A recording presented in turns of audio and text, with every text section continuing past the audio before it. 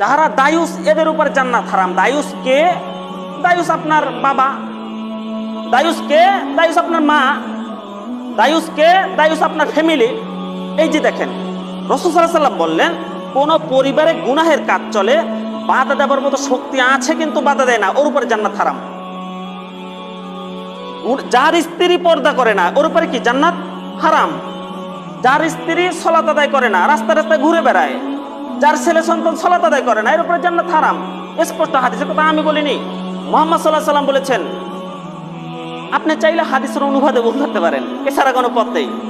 বলেছি, আমি মুসলিম চিররণবীর, মরণকে করি না ভয়, বাঁচলে গাজী মরলে শহীদ, উভয়ই আমার জন্য সমান। মৃত্যু যতটুকু বাঁচাও ততটুকু, মৃত্যু যতটুকু বাঁচাও ততটুকু। হকের কথা বলতে হবে, যেটা আছে সেটা। মানুষ মেনে নিবি না, এ কথাই ঠিক।